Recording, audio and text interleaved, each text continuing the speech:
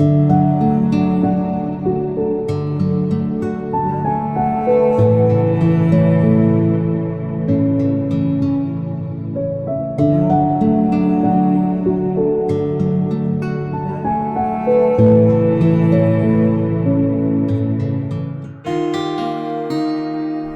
meekapkhol taruk suba tangkak mayamgi mafamda kudol tawjari.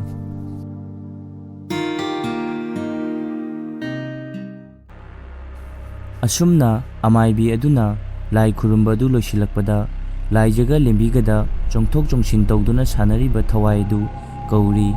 Thawaidu hojik akiba saktamda amaibi adugi mamangda leplare. Thawaiduna laklabada laijaga lembigadu padrak tana tumin laikre. Amaibi adu machinda ngarang ngangduna wa ngangli. Thawai aduga wari sanaribani. Amaibi dusu sauraduna laibak chafu macha aduda yauriba isingdu khujop ama kalladuna thawai aduda kikchili. Thawaidu masada anaba faubagum yam wana khanglami. Ahingba thawai gi marakta lagi khangano nasada awa chaithing henna phangani. Aigi ningba thungdri ai hankhiroi. Aigi thabak thoramda ayetpa pirakano. Ayetpa pirak khudingma hingna amata lemna tharo loina mathawai lawgani. Nangi karamba thabak thoram asiba thawai nahakna ahingba thawai panbana leiriba taibang asida kari maramgidama. Thawai dusu saungna laurai. Laman khumba ikut penna laman khumdrifau mafam sidagi chatloye. Amaibi dusu saungna hairak-lami. Oithokpa yaroidaba thabakkidamak mara leijadaba mibu awa chaithengna hangana.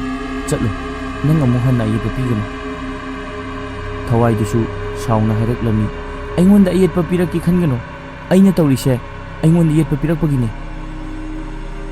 Amaibi aduna isingdo amu leirikki thawaida kikjalami. Thawai dusu masada chaina phungbagum wana khanglami. Amuk hanna mafamsida lakki khangano. Nang chatlo taibang miyoibagi marakta ayetpa pige khangano. Thawaidu mamai mamit imung angsilai. Mamitu khana thanilda onshilduna yenglai. Aduga khanghaudana mangkhre. Thawaidu chatkraba matamda amaibina laigi thoramdu loisili. Laijaga lembigadi machi lengdana adum lepli gyansu laktri. Amaibi aduna thoibada hairai. Tada kaishu thoidokpa tawroi. Ngasigidi angang anise fajana potahalo. Hayengdo aigida khara nganna hek lakpiro. Imungda laitin changdanaba karigumba khara semjage. Adudi tada ai mu yauragiko. Ibema ai tindoke yani. Yani da tada tindoktrasu. Thanilda amuk onsillaga thoibana. Nachal anise ngaktang sangamuko. Nani aswaibuk tindokhige. Amaibi chatkraba matung thanilga thoibagadu ahing tumdaba makai laijaga lembigadu sanglami. Ahingdu adumak haukre. Ayuk nganna hogatuna thoiba maibidugi manakta chatlaga hidak laurure.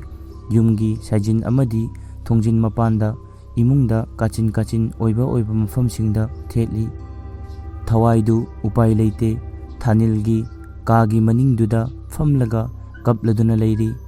Adubu thanil amuksu nungaite amuksu sauningi. Mahakki mateng pangde haiduna laijada atamnana awaba pirakpadudi thanil amuksu sauningi. Laijadu mangolda fak ama tharaga fammi. Masadusu ichok thana uri. Lembidi thawaiduna ka henna awaba pidabana nonganbaga masadu kangkhatli. Thanil laijagi manakta changlaklaga ichal nasadubu khara nungairabo. Laija mamit mana ikut kutli yengbada masadu yam wana ui. Konjeldu yam wana hairai. Khara fare. Fare haijarabasu masadu yengbadi ngamdri. Thawaiduna penna laknakibagi masada yauramba pangal pumba mangkibagum yam wana mangolgi ukhongduda ngaduna famli. Nangbu kari chaninge hayune ibungda. Laija tapna karisu chaningde ibung. Chaning thakningba ifau faude isase chokta chokthe. Thanilsu laijagi mawongduda yamna nungairamde. Thawaidu thanilgi mateng ngairaroi khalladuna khulduda awaba pinaba honraklami. Mafam khuding matam khuding ahing nongsoiba ama kapladuna aki akhang nanghalami. ꯈꯨꯜꯗꯨ ꯏꯪꯅ ꯆꯤꯛꯅ ꯂꯩꯕ ꯐꯪꯂꯛꯇ꯭ꯔꯦ, ꯑꯗꯨꯕꯨ ꯊꯋꯥꯏꯗꯨ ꯍꯧꯖꯤꯛꯇ ꯈꯪꯂꯛꯂꯦ ꯊꯥꯅꯤꯜꯅ ꯃꯥꯒꯤ ꯃꯇꯦꯡ ꯄꯥꯡꯕꯤꯕ ꯍꯥꯏꯕꯁꯤ ꯌꯦꯇꯨꯝꯗꯨ ꯁꯠꯇꯣꯛꯄ ꯈꯛꯇꯅꯤ ꯍꯥꯏꯕ꯫ ꯃꯍꯥꯛ ꯇꯨꯃꯤꯟꯅ ꯂꯩꯊꯣꯛꯇꯅ ꯈꯨꯜꯗꯨ ꯁꯤꯟꯕ ꯊꯨꯡꯅ ꯃꯥꯕꯨ ꯍꯥꯠꯄꯗ ꯆꯦꯟꯅꯕ ꯃꯤꯑꯣꯏ ꯑꯍꯨꯝꯗꯨ ꯀꯣꯏꯊꯤ ꯊꯤꯔꯤ꯫ ꯀꯣꯟꯅꯊꯪꯗ ꯈꯪꯂꯛꯂꯦ ꯈꯨꯜꯗꯨꯒ ꯊꯪꯅꯅ ꯂꯩꯕ ꯈꯨꯜ ꯑꯃꯗ ꯃꯈꯣꯏ ꯑꯍꯨꯝ ꯄꯨꯟꯅ ꯂꯩꯔꯦ ꯍꯥꯏꯕ ꯈꯪꯂꯛꯏ꯫ ꯃꯇꯝꯗꯨ ꯑꯍꯤꯡ ꯅꯣꯡꯌꯥꯏꯅꯤ꯫ ꯃꯤꯆꯤꯛ ꯃꯤꯔꯥꯎꯈꯣꯜ ꯇꯥꯗ꯭ꯔꯕ ꯑꯍꯤꯡꯗꯨꯗ ꯇꯦꯡꯊꯥꯗꯨꯅ ꯀꯞꯂꯤꯕ ꯈꯣꯟꯖꯦꯜꯗꯨ ꯇꯥꯕꯗ ꯃꯃꯤꯠꯇꯨ ꯈꯪꯄꯥꯡ ꯄꯥꯡꯊꯣꯔꯛꯏ꯫ ꯉꯥꯏꯍꯥꯛ ꯇꯨꯃꯤꯟꯅ ꯂꯩꯔꯤ꯫ ꯀꯅꯥꯕꯨ ꯑꯣꯏꯔꯤꯕ ꯈꯜꯂꯒ ꯐꯃꯨꯡꯗꯨꯗꯒꯤ ꯀꯨꯝꯊꯔꯛꯇꯨꯅ ꯊꯣꯡꯗꯨ ꯍꯥꯡꯗꯣꯔꯛꯏ꯫ ꯊꯥꯕꯜꯅ ꯄꯨꯡꯉꯥꯟ ꯉꯥꯜꯂꯤ꯫ ꯅꯨꯡꯁꯤꯠꯇꯨ ꯏꯪꯅ ꯇꯞꯅ ꯂꯤꯔꯤ ꯂꯤꯔꯤ ꯁꯤꯠꯂꯤ꯫ ꯈꯣꯟꯖꯦꯜꯗꯨꯒꯤ ꯃꯥꯏꯀꯩ ꯊꯤꯗꯨꯅ ꯅꯨꯄꯥꯗꯨ ꯃꯈꯣꯡꯗꯨ ꯒꯝ ꯒꯝ ꯊꯥꯡꯗꯨꯅ ꯆꯠꯂꯤ꯫ ꯈꯣꯡꯊꯥꯡꯗꯨ ꯑꯃꯨꯛ ꯆꯞ ꯂꯦꯞꯄꯤ꯫ ꯅꯥꯛ ꯌꯦꯠꯇ ꯁꯣꯔꯣꯠ ꯁꯣꯔꯣꯠ ꯇꯧꯕꯒꯤ ꯃꯈꯣꯜ ꯇꯥꯔꯗꯨꯅ ꯃꯃꯥꯏ ꯃꯃꯤꯠꯇꯨ ꯅꯥꯛ ꯌꯦꯠꯇ ꯑꯃꯨꯛ ꯌꯦꯡꯉꯤ꯫ ꯇꯨꯡꯂꯣꯝꯗ ꯃꯤ ꯑꯃ ꯏꯅꯔꯛꯄꯒꯤ ꯃꯑꯣꯡꯗ ꯇꯧꯔꯛꯄꯗ ꯅꯨꯄꯥꯗꯨ ꯃꯃꯥꯏ ꯈꯪꯂꯩ ꯂꯩꯊꯣꯛꯇꯨꯅ ꯌꯦꯡꯂꯛꯏ꯫ ꯀꯅꯥꯁꯨ ꯂꯩꯔꯝꯗꯦ꯫ ꯇꯦꯡꯊꯥꯗꯨꯅ ꯀꯞꯂꯤꯕ ꯈꯣꯟꯖꯦꯜꯗꯨ ꯈꯔ ꯅꯛꯁꯤꯟꯅ ꯇꯥꯔꯛꯄꯒꯨꯝ ꯇꯧꯔꯛꯏ꯫ ꯅꯨꯄꯥꯗꯨ ꯑꯃꯨꯛ ꯃꯃꯥꯏ ꯑꯣꯟꯊꯣꯛꯇꯨꯅ ꯃꯈꯣꯡꯗꯨ ꯊꯥꯡꯒꯦ ꯇꯧꯕꯒ ꯎꯔꯤ ꯋꯥꯔꯤꯅ ꯃꯈꯣꯡꯗꯨ ꯌꯦꯠꯁꯤꯟꯕꯒꯨꯝ ꯇꯧꯔꯛꯏ꯫ ꯑꯆꯤꯛꯄ ꯑꯍꯤꯡꯗꯨꯗ ꯂꯝꯍꯨꯏꯅ ꯈꯣꯡꯕ, ꯇꯤꯟ ꯀꯥꯡꯅ ꯈꯣꯡꯕ ꯅꯠꯇꯅ ꯀꯔꯤꯁꯨ ꯇꯥꯗꯦ꯫ ꯂꯤꯔꯤ ꯂꯤꯔꯤ ꯁꯤꯠꯂꯝꯕ ꯅꯨꯡꯁꯤꯠꯇꯨꯁꯨ ꯅꯣꯡꯂꯩ ꯄꯨꯕ ꯅꯨꯡꯁꯤꯠꯀꯨꯝ ꯂꯩꯔꯝꯕ ꯄꯨꯝꯕ ꯍꯨꯝꯗꯣꯛꯂꯒꯦ ꯃꯇꯥꯒꯨꯝ ꯕꯔꯂꯣꯏꯗ ꯁꯤꯜꯂꯛꯏ꯫ ꯅꯨꯄꯥꯗꯨ ꯑꯀꯤꯕ ꯈꯪꯗꯕ ꯃꯤꯁꯛꯀꯨꯝ ꯃꯈꯣꯡꯗ ꯌꯦꯠꯂꯤꯕ ꯎꯔꯤꯗꯨ ꯂꯧꯊꯣꯛꯅꯕ ꯍꯣꯠꯅꯩ꯫ ꯍꯦꯛ ꯐꯝꯊꯔꯛꯄꯒ ꯎꯔꯤꯗꯨ ꯆꯤꯡꯊꯣꯛꯈꯤꯕꯒ ꯅꯨꯄꯥꯗꯨ ꯂꯣꯡꯅ ꯇꯥꯏ꯫ ꯅꯣꯡꯃꯗꯣꯜ ꯑꯇꯤꯌꯥꯗ ꯅꯣꯡꯊꯥꯡ ꯊꯣꯛꯂꯝꯕ ꯑꯉꯧꯕ ꯃꯉꯥꯜ ꯑꯃꯅ ꯃꯁꯥꯗ ꯌꯥꯟꯊꯔꯛꯄꯒꯨꯝ ꯇꯧꯏ꯫ ꯅꯨꯄꯥꯗꯨ ꯃꯈꯨꯠ ꯑꯅꯤ ꯀꯥꯔꯟ ꯂꯣꯟꯅꯗꯨꯅ ꯉꯥꯛꯊꯣꯛꯏ꯫ ꯊꯋꯥꯏꯗꯨ ꯀꯞꯂꯝꯕꯗꯒꯤ ꯈꯥꯛꯅ ꯂꯥꯎꯅ ꯅꯣꯛꯂꯗꯨꯅ ꯅꯨꯄꯥ ꯑꯗꯨꯒꯤ ꯃꯃꯥꯡꯗ ꯈꯪꯂꯦꯞ ꯂꯦꯞꯁꯤꯜꯂꯛꯏ꯫ ꯅꯨꯄꯥ ꯑꯗꯨ ꯈꯪꯄ꯭ꯔꯦꯛ ꯈꯪꯅ ꯐꯝꯂꯤꯕꯗꯨ ꯇꯨꯡ ꯈꯔ ꯍꯜꯂꯤ, ꯃꯈꯨꯠꯇꯨ ꯉꯥꯛꯂꯒ꯫ ꯏꯍꯤꯡ ꯅꯥꯍꯤꯡ ꯁꯥꯔꯕ ꯃꯃꯥꯏ ꯃꯃꯤꯠꯇꯨ ꯃꯁꯝꯗꯨꯅ ꯈꯨꯝꯖꯤꯜꯂꯒ ꯊꯋꯥꯏꯗꯨ ꯅꯨꯄꯥ ꯑꯗꯨꯗ ꯈꯪꯆꯣꯡ ꯆꯣꯡꯁꯤꯜꯂꯛꯏ꯫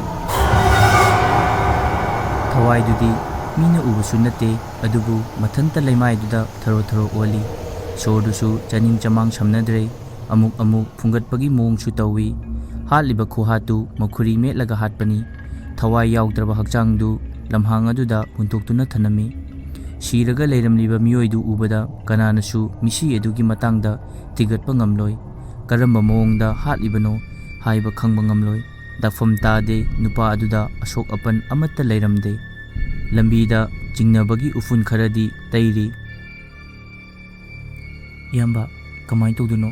ꯑꯩꯁꯨ ꯒ꯭ꯌꯥꯟ ꯇꯥꯗ꯭ꯔꯦ꯫ ꯍꯧꯖꯤꯛ ꯃꯇꯝꯁꯦ ꯄꯪꯀꯤꯗ ꯀꯤꯁꯜꯂꯛꯑꯦ꯫ ꯃꯇꯝ ꯀꯨꯏꯅ ꯅꯥꯊꯩꯗꯨꯅ ꯂꯩꯔꯛꯂꯒ ꯍꯧꯖꯤꯛ ꯑꯃꯨꯛ ꯊꯣꯔꯛꯂꯤꯁꯤꯕꯨ ꯀꯃꯥꯏꯅ ꯇꯧꯔꯤꯕꯅꯣ ꯈꯪꯗ꯭ꯔꯦꯗ꯫ ꯑꯗꯨꯅꯤꯅꯦ ꯑꯩꯁꯨ ꯈꯜꯂꯤꯕꯅꯤ꯫ ꯈꯨꯜꯗꯨ ꯊꯥꯗꯣꯛꯇꯨꯅ ꯂꯥꯛꯂꯕ ꯃꯇꯝ ꯑꯁꯤ ꯐꯥꯎꯕꯗ ꯑꯩꯈꯣꯏꯕꯨ ꯇꯥꯟꯅꯔꯛꯂꯤ꯫ ꯀꯤꯗꯨꯅ ꯆꯦꯟꯕ ꯍꯥꯏꯕꯕꯨ ꯆꯦꯜꯂꯕꯅꯤ꯫ ꯎꯄꯥꯏ ꯂꯩꯇꯕꯒꯤ ꯊꯕꯛꯇꯨ ꯄꯥꯡꯊꯣꯛꯂꯝꯗꯕꯅ ꯍꯦꯟꯅ ꯐꯔꯝꯒꯅꯤꯗ꯫ ꯍꯦꯔꯥ, ꯃꯥꯒꯨꯝꯕ ꯀꯩꯁꯨ ꯂꯩꯇꯕ ꯅꯨꯄꯤ ꯃꯆꯥ ꯑꯃꯒꯤ ꯊꯋꯥꯏꯅꯕꯨ ꯑꯩꯉꯣꯟꯗ ꯀꯩꯗꯧꯗꯣꯏꯅꯣ? ꯀꯩꯗꯧꯕ ꯍꯥꯏꯕꯨ ꯏꯕꯥꯏꯅꯤꯈꯛ ꯉꯥꯏꯍꯧꯔꯤꯁꯤꯅꯤ, ꯑꯇꯩꯗꯤ ꯂꯧꯁꯤꯟꯈ꯭ꯔꯦꯗꯅ꯫ ꯅꯨꯄꯥꯅꯕꯨ ꯑꯗꯨꯛ ꯌꯥꯝ ꯄꯥꯡꯗꯕ, ꯀꯩꯝ ꯈꯜꯂꯨꯅꯨ, ꯑꯩ ꯇꯧꯒꯦ꯫ ꯃꯥꯅ ꯀꯩꯗꯧ ꯉꯝꯗꯣꯏꯅꯣ? ꯑꯩ ꯇꯧꯒꯦ ꯌꯦꯡꯉꯨ꯫ ꯇꯨꯝꯅꯕ ꯇꯧꯔꯁꯤ, ꯊꯦꯡꯂꯦ꯫ ꯍꯥꯏꯅꯔꯤꯉꯩ ꯇꯟꯖꯥ ꯑꯗꯨꯗ ꯌꯦꯅꯈꯥ ꯑꯗꯨꯗ ꯁꯣꯔꯣꯠ ꯁꯣꯔꯣꯠ ꯇꯧꯔꯛꯏ꯫ ꯎꯅꯥ ꯃꯔꯛꯇ ꯃꯤ ꯑꯃ ꯆꯠꯄꯒꯨꯝ ꯆꯦꯔꯦꯠ ꯆꯦꯔꯦꯠ ꯂꯥꯎꯕ ꯃꯈꯣꯜ ꯇꯥꯔꯝꯃꯤ꯫ ꯑꯅꯤꯗꯨ ꯃꯃꯤꯠ ꯃꯅꯥ ꯆꯞ ꯌꯨꯡꯅ ꯉꯥꯏꯍꯥꯛ ꯇꯨꯃꯤꯟ ꯂꯩ, ꯃꯆꯤ ꯂꯦꯡꯗꯅ꯫ ꯀꯥꯡꯈꯜꯗꯨ ꯊꯥꯔꯒ ꯐꯃꯨꯡꯗ ꯁꯠ ꯁꯠ ꯌꯦꯞꯁꯤꯜꯂꯤ꯫ ꯑꯅꯤꯗꯨ ꯑꯗꯨꯒ ꯇꯨꯝꯅꯕ ꯇꯧꯏ꯫ ꯊꯧꯕꯗꯤ ꯎꯆꯤꯟ ꯅꯥꯆꯤꯟ ꯇꯨꯝꯊꯈ꯭ꯔꯦ꯫ ꯅꯨꯄꯥ ꯑꯃꯗꯨ ꯃꯃꯤꯠ ꯃꯅꯥ ꯀꯣꯔꯣꯛ ꯀꯣꯔꯣꯛ ꯑꯣꯠꯂꯗꯨꯅ ꯇꯨꯝꯕ ꯌꯥꯗ꯭ꯔꯦ꯫ ꯑꯃꯨꯛꯁꯨ ꯇꯥꯔꯤ ꯀꯞꯂꯤꯕ ꯈꯣꯟꯖꯦꯜꯗꯨ ꯌꯥꯝ ꯅꯛꯅ, ꯃꯈꯣꯏꯅ ꯂꯩꯔꯤꯕ ꯁꯪꯗꯨꯒꯤ ꯃꯅꯤꯡꯗ ꯂꯩꯕꯒꯨꯝ ꯌꯥꯝ ꯅꯛꯅ꯫ ꯅꯨꯄꯥꯗꯨ ꯇꯞꯅ ꯍꯧꯒꯠꯂꯛꯇꯨꯅ ꯐꯃꯨꯡ ꯑꯗꯨꯗꯒꯤ ꯀꯨꯝꯊꯔꯛꯏ꯫ ꯊꯣꯡꯗꯨ ꯍꯥꯡꯗꯣꯛꯇꯨꯅ ꯃꯄꯥꯟꯗ ꯊꯣꯛꯂꯛꯏ, ꯌꯥꯝ ꯀꯤꯅ ꯑꯃꯝꯕ ꯃꯔꯛ ꯑꯗꯨꯗ꯫ ꯁꯪꯗꯨꯒꯤ ꯑꯀꯣꯏꯕꯗꯨ ꯀꯣꯏꯌꯦꯡ ꯌꯦꯡꯉꯤ꯫ ꯁꯪꯗꯨꯒꯤ ꯑꯀꯣꯏꯕꯗꯨ ꯀꯣꯏꯌꯦꯡ ꯌꯦꯡꯉꯤ꯫ ꯁꯪ ꯑꯗꯨꯗꯒꯤ ꯈꯤꯇꯪ ꯂꯥꯞꯇꯛꯅ ꯎ ꯃꯈꯣꯡ ꯑꯃꯗ ꯈꯨꯔꯨ ꯇꯥꯁꯤꯟꯗꯨꯅ ꯐꯝꯗꯨꯅ ꯀꯞꯂꯤ ꯅꯨꯄꯤ ꯑꯃ, ꯍꯤꯛꯅ ꯍꯤꯛꯅ ꯇꯦꯡꯊꯥꯗꯨꯅ꯫ ꯅꯨꯄꯥꯗꯨ ꯅꯨꯄꯤ ꯑꯗꯨꯒꯤ ꯃꯅꯥꯛꯇ ꯇꯞꯅ ꯇꯞꯅ ꯆꯪꯁꯤꯟꯗꯨꯅ, "ꯀꯅꯥꯅꯣ ꯑꯗꯨꯗ ꯐꯝꯂꯤꯗꯨꯕꯣ?" ꯅꯨꯄꯤ ꯑꯗꯨ ꯀꯔꯤꯃꯠꯇ ꯈꯨꯝꯂꯛꯇꯦ, ꯑꯗꯨꯝ ꯀꯞꯂꯤ꯫ ꯅꯨꯄꯥꯗꯨ ꯅꯨꯄꯤꯗꯨꯒꯤ ꯃꯅꯥꯛꯇ ꯈꯔ ꯈꯔ ꯅꯛꯁꯤꯟꯗꯨꯅ nupidugi lengjumda hek pairubaga nupidu mamai khanglei leithorei. Nupadu khangprek khangduna chongthorei, mamai mamitu humang kari, lawai lutongi sammadu chap yungi. Nupa aduna chenge tawbada nupiduna makhong aduda yalammi. Nupa adu koirau laurammi ahing aduda adubu kanasu tabide arembani mahakna lauribadu. Nupidu akibagi saktam lauraduna nupa adubu hatnaba honarei. Upai leitraba nupa adu thawai taba taki. Thawaiduna nupa adu soro choro chingduna sang manak aduda pusilli. Khajiktang hangduna leiriba thongdu makhol thokna illaga nupa adu imung aduda langsilami. Thawai yaugdraba hakchangdu thongjil mapal aduda taduna leire. Nupidu khakna launa noklaga khanghauduna mangkhre. Thauba nupi amagi makhol takibagum mamitu khangpang panglai. Adubu manakta tumlamba nupadu leiramdre. Thongjil lomda yengthoklubada Thawaidugi musi musiraba mangalduda uri. Laimaida taduna leiriba nupadu. Thauba fuk haugatlaga thongjil mapalda taduna leiriba nupadugi manakta changsilli. Thauba nupadugi ngaksamgi mihuldu makutuna paiduna yengi. Mihul yaudre, hakchangdu thawai yaudre, asiba oire khangle. Upai leite tofam khangda thauba laimai aduda famduna lei. Leiriba phibamduda mahakna hatpani haina mayamna khangkhrani haibagum asiba hakchang adu mafam adudagi khara lapna ahangba lamang amada ontoklami. Thauba mafam aduda leiba yararoi khanna atopa mafam amada hayengi numita chattaba yade khallaga ahingduma khankhre. Thanilchu kuirakle leiriba matamdu handak mana khulduda lakpa tha amagi manungsida mana thengnaribasi nongmata kanglaktre. Thawaina laman khumba khudingi Thanilgi manakta lakjai adubu ma karimata tawba ngamdre.